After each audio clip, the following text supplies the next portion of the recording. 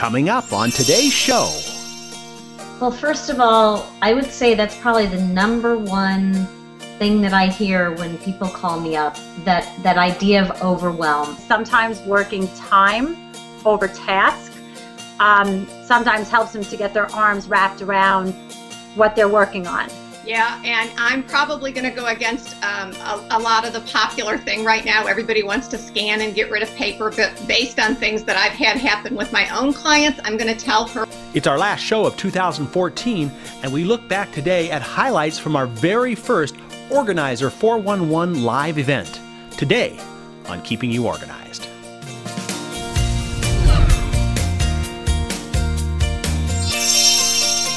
Hello and welcome to Keeping You Organized. This is our last program of 2014 before we take a little break and spend time with family and friends. Today we're going to do something a little bit different. We are going to go back and look at highlights from our very first live event called Organizer 411. Now, this was a live Google Hangout with three top professional organizers, Linda Samuels, Leslie Josell, and Geralin Thomas. So enjoy highlights from our very first Organizer 411. And I'm going to do a quick introduction. We'll start with Linda Samuels. Say hi, Linda. Hey, everybody. Great awesome. To see you. I cut you off already. You know, these cameras switch back and forth. And Leslie Josell, where are you at today? I'm in right above New York City, half hour out. It's a gorgeous day. Nice to see everybody. Awesome. And then somewhere down from the south, our Southern Belle. Geralin, are you there? Hey, y'all. I'm here in beautiful metropolis of Cary, North Carolina. We are here. This is a live Q&A. We are going to answer your organizing questions. Now, whether it's home organizing or organizing for the office, we have three of the top professional organizers, and so we're going to get right into it right away. We don't want to waste any time because we don't have a lot of time for all the questions that we have. Linda, let's start out with you. Let's start out with the concept of overwhelm. The question that we have is from someone who asked about, well, you know, they're just they're trying to get going. They're trying to, make it happen. They can't seem to get started because they're just overwhelmed about everything. What kind of advice do you have for them? Well, first of all, I would say that's probably the number one thing that I hear when people call me up, that idea of overwhelm. And I think the first step is one that you've done already, which is admitting that you're overwhelmed, because once you've identified an issue, then you have a chance to start working on it. So you're overwhelmed. It could be you're overwhelmed with everything or something specific. But the clearer you get about what that overwhelm is about, the better off you are at moving forward. So identify what it is that's the issue, and then start to think about all the different aspects of what that is. Get it out of your head, because again, sometimes that overwhelm happens internally, and just being able to talk it out, write it out, record it, however you want to get it out of the brain, that starts to help with alleviating some of that stress. And then, sorry, go ahead. No, I can keep going, John, but I can. I think Leslie might have a little follow-up on that as well. I think Linda's point is fantastic, because you really need to understand, Linda, like what it is that's happening. But to take it a step further and to give something, an actual tangible tip, what I always like to tell clients is sometimes working time over task sometimes helps them to get their arms wrapped around what they're working on. So again, it doesn't work for everyone, but sometimes looking at a room that is so overwhelming and they don't know where to start because they don't know how long it might take them, if they, let's say, set a timer and come up with a very specific amount of time, sometimes saying I'm only going to work for 20 minutes is a really nice way to get started. I call it making that barrier to entry as easy as possible. So chunking it down, saying 15 minutes, 20 minutes to get started, what I find happens with my clients is once they get started, it's that almost that initial start that's hard, and once they're in it, they're in it. All right, Geralin, we're going to move to you right now, and Barbara's got a question on live about home organizing. She goes, I'm drowning in paper, tax records, bank statements, credit card statements. how long should I retain these kinds of documents? You know, I'd like to be able to only have to keep those that I need. So do you have any recommendations on, you know, tax documents and papers like that? Yeah, and I'm probably going to go against a lot of the popular thing right now. Everybody wants to scan and get rid of paper, but based on things that I've had happen with my own clients, I'm going to tell her to, if you have access to something archival where you can put it away in a deep closet or way up high in your, you know, third floor, your basement, your attic, something where it's not going to be, you know, eaten by bugs or whatever. I'm going to tell you to keep it about 7 years. That's pretty conservative. And I would visit the irs.gov because technically organizers don't want to be responsible for anything that we're going to tell you to let go of. In the event that it does turn up later, you needed to hang on to that. So the irs.gov website has very good guidelines on what to keep and what to let go of. Karen is asking a question about what about items that you are keeping just in case, trying to save them. What would you recommend to her? Well, I'd tell Karen to probably think about how much is it to replace that item. Sometimes people hang on to really goofy little things that are $1.79 to replace. If you haven't used it in a long time and it can be replaced for, you know, minimal amounts of money, I would suggest going ahead and letting it go. Also, if you're kind of wired and you're in a great neighborhood or you're in a mom's network or you're in a business setting and you can borrow things, that's another good way. You don't have to own, you know, I don't even know what kind of tools are in people's garages, but crazy tools, you know, a buzzsaw or whatever. Go borrow your neighbor's, or better yet, give it to him and let him saw it for you. So those are my first two things. I'm sure the other ladies have things to add.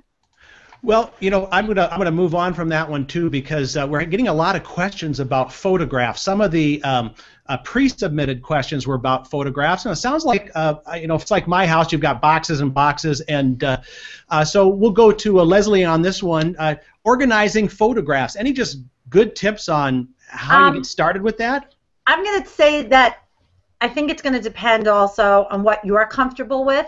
Meaning, do you want to scan them? Do you want to? So for me, what I did, and again, you can do it so many different ways, and it's also going to depend on how much money you want to spend. So I took all our photographs actually, and I scanned them all onto my computer, and then I saved them onto a hard drive, so that this way they're safe. They're safekeeping. We have a hard drive, and they're in folders similar to photo albums that you might have that are, you know, tangible photo albums. But there are many companies now that you can actually send your photos out to that will do it for you, and then send them back to you, and then you can then once again group them into folders yourself if you want to spend the money and don't have the time. There's something out there for everyone, particularly when it comes to photos. And then my third option is there is a photo, or you know, there's organizers that specialize just in photos. So if you want to bring somebody into your home and really work to craft this and make this wonderful and special and get everything done, there are wonderful organizers called APPO, A-P-P-O, is that specialize just in photo organizing. Well, we actually kind of along that theme, we have a live participant from France, Natalie.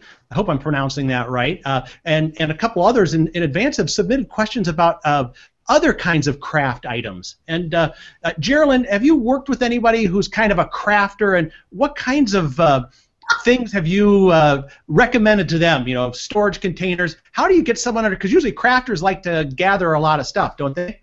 Yeah, oh yeah, and there's kind of like an addictive personality, and this is coming from my own clients, and I adore working with them, but they admit it, so they're not happy. Oftentimes people who knit with just 1 or 10 kind of yarns, they want 500 kind of yarns, so there's a lot of craving for novelty and variety. So with people who bead, I'm working with a beader, a jewelry maker right now. We've bought large test tubes to put beads in, and we try to dedicate, you know, one table to her stuff, and that's it. Scrapbookers, again, there are so many wonderful systems, and there are organizers that just deal with scrapbookers. Knitting and crocheting, it's often good to kind of keep it cubbied, but at some point you have to say enough is enough and let things go. That's one of the main things. So I don't know, what else do you guys have to add to that? Linda, what do you say about that to scrapbookers? Well, I mean, the scrapbookers I know are really passionate about it, and they love to collect all their supplies and often get overwhelmed with them being everywhere. So the best thing is just to create an area and a boundary around the space and where you want to do your work and how you want to store it. Because otherwise, it's kind of like toys. It ends up creeping everywhere. So this way, when you're ready to scrapbook, you have everything that you need.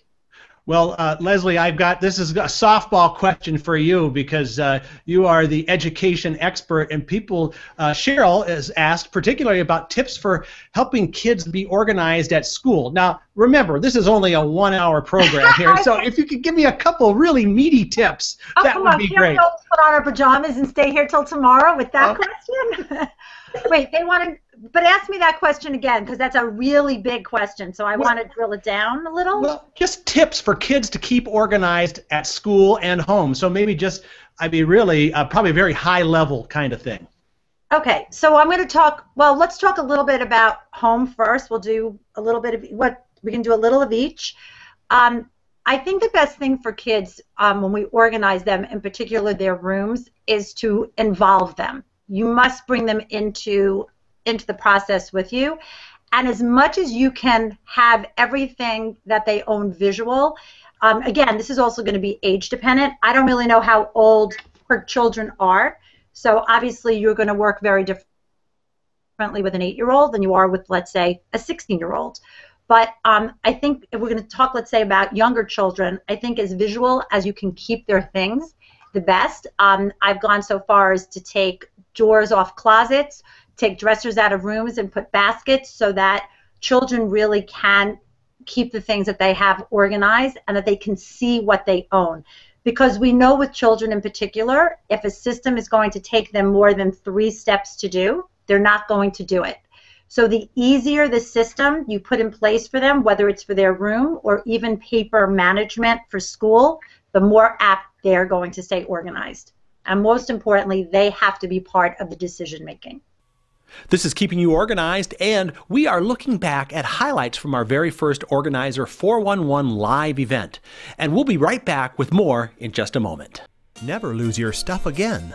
Introducing the new Stick and Find personal tracking device from Smead. Stick and Find trackers use Bluetooth technology to help you locate your keys, electronics, pets, kids, and more. Using the free Stick and Find radar app and your smartphone, you can locate your stuff up to 150 feet away at the touch of a button. Stick and Find works with many popular iOS smartphones, tablets, and select Android devices. For more information, contact your local office supplies reseller. Never lose your stuff again. The Stick and Find Bluetooth location tracker from Smead, keeping you organized. We are back now on Keeping You Organized. We are looking at highlights from our very first Organizer 411 event held just a few months ago. This was a live event with Linda Samuels, Leslie Josell, and Geralin Thomas. Now let's get back into more Hangout highlights from Organizer 411. Geralin, we're going to move to you right now, and I'm going to ask one of the pre-submitted questions because we want to do some of those too. And this is from someone who is named Kim, and she's struggling to figure out the best way to manage her desk, office, and files. And it sounds like she does many different jobs and helps multiple project managers. She's thought about color coding files but doesn't really know where to start. It's kind of hard to categorize them. So, you know, someone who's responsible for not just their own organizing but organizing other people, what is your advice to her on that?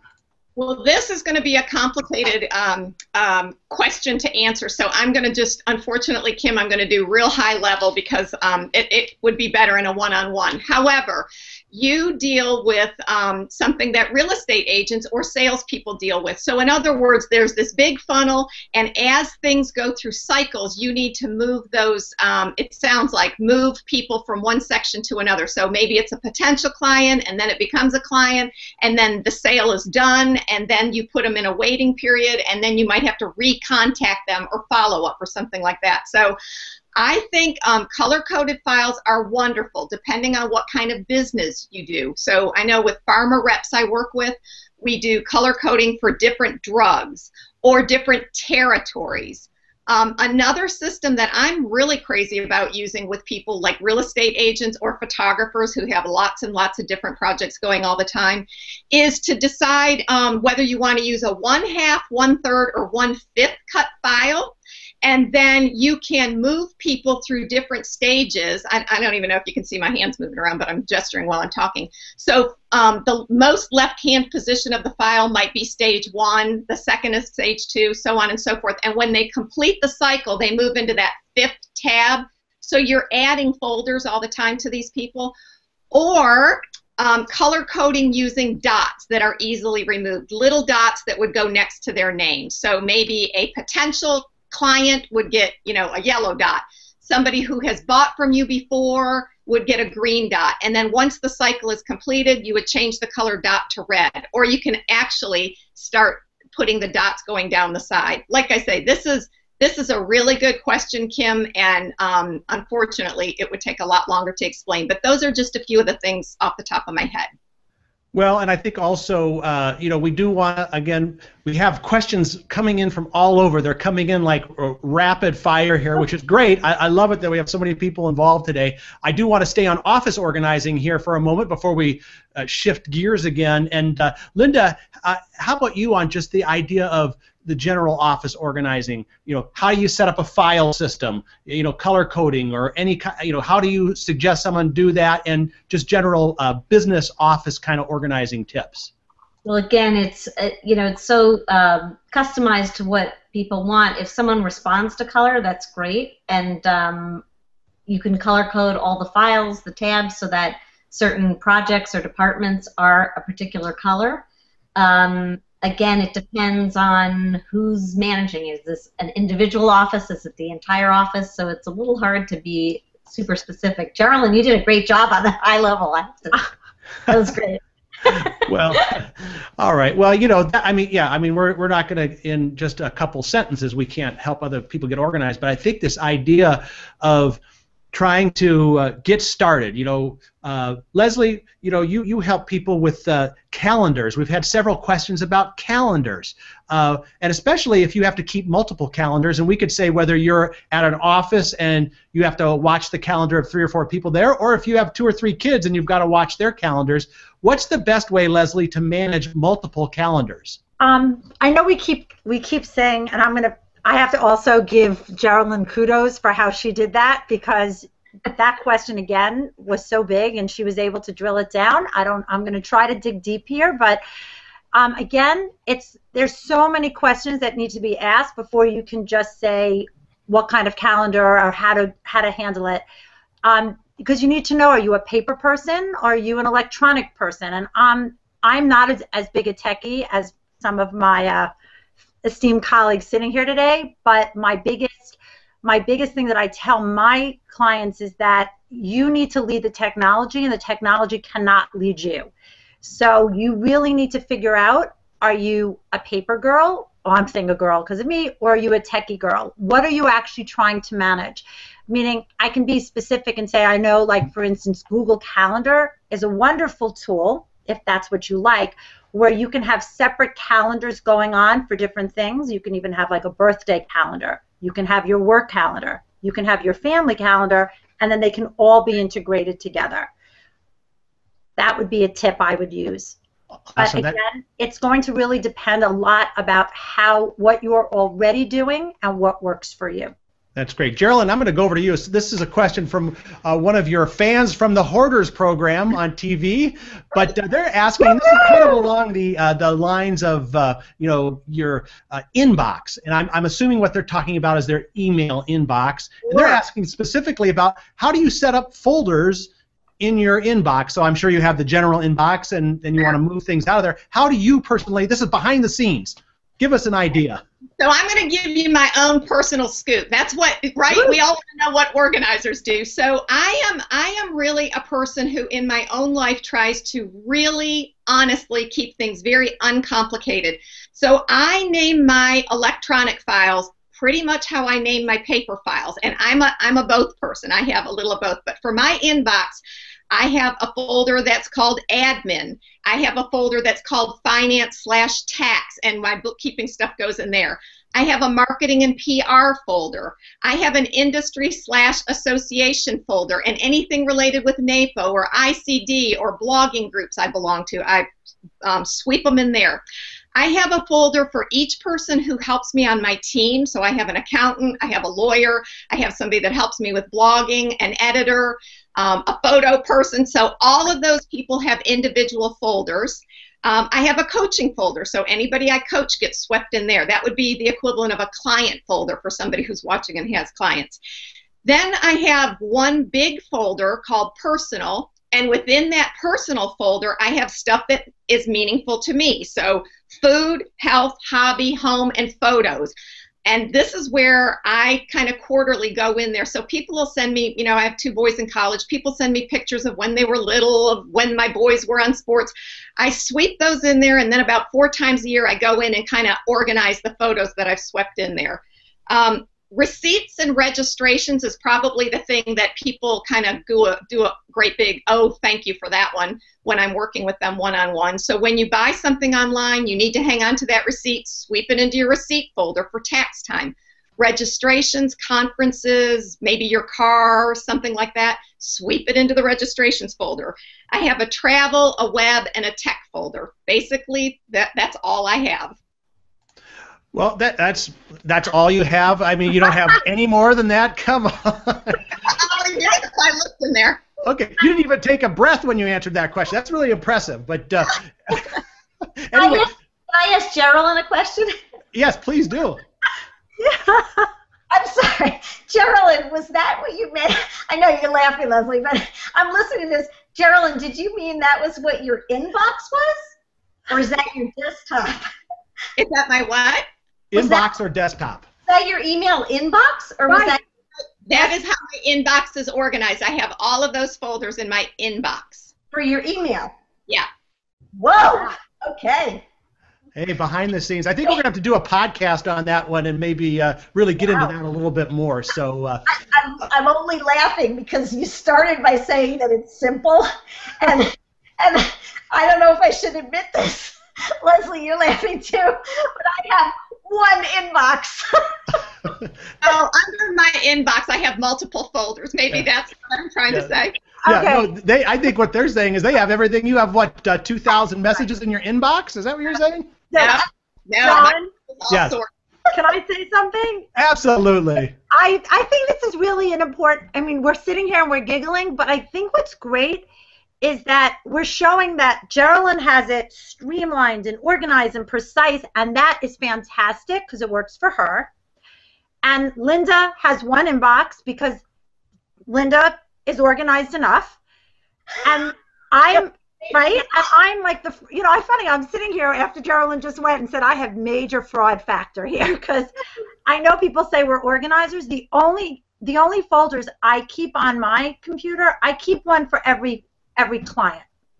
That's what I do because I want to keep all the correspondence that goes on between myself and clients. So every client has a folder, and I have a PR marketing, and then I have an academic planner one. So maybe I'm in between. Well, not even in between. Geralin might be at Z, Linda might be at A. I'm probably at H. I think I need some more folders. To show everybody that it all is going to drill down to what your comfort level is. What can you handle? What's going to make your life simple? We never want an organizing system to overwhelm you. It's not supposed to be meant that way. Well, listen, we're almost out of time. I want to give each of you just like about 15 seconds to give out your website name. It is on your little graphic there, and just quickly what kinds of services you offer. We'll start back with you, Linda. How can people get a hold of you? They want to work with you. Sure. You can go to my website, www.ohsoorganized.com. You can connect with me all kinds of social media ways. I have a blog, I have a book, free newsletter, come sign up, and I'd love to work with you. I work with clients throughout the U.S., hands-on, mostly in the New York area, although I've gone as far as Las Vegas, and I also do phone work. So I'd love to meet you and connect with you, and thanks for having me here, John. Awesome. Leslie, how do people get a hold of you, and what kind of things can you help people with? So you can absolutely find us at orderOOchaos.com. Name of the company is Order Out of Chaos, but it's orderOOchaos.com. and we offer all kinds of services similar to Linda. We're hands-on here in the tri-state, but we work virtually all over the country. We particularly work also with students and tend to do a lot of that work by virtual services as well. All right, Geralin, your turn. Close us out with how people can get a hold of you and what kinds of services you offer. Okay, metropolitanorganizing.com. I offer 3 services. I have a team of professional organizers that will go out in the Raleigh-Durham area and organize people's homes and home offices. I offer coaching over the phone for clients all over the world that are interested in becoming professional organizers or want to learn to market their current organizing business. And my third line is I sell forms created especially for people who are becoming organizers or in the organizing industry that want to learn to do client intake, assessment, photo waivers, client agreements, letter of agreements, things like that. So metropolitanorganizing.com. Well, that's all the time we have for today's program. If you'd like to see the entire replay of the Organizer 411 event, you can go to smead.com/hangout. That's it for 2014. We'll be back right after the first of the year to celebrate Go Month in January, and we'll see you then on Keeping You Organized. Coming up next time on Keeping You Organized. It's surprising how paralyzing your desk can be because you come in and you're completely overwhelmed. You don't know where to start. So getting your desk organized is a gateway to being more productive.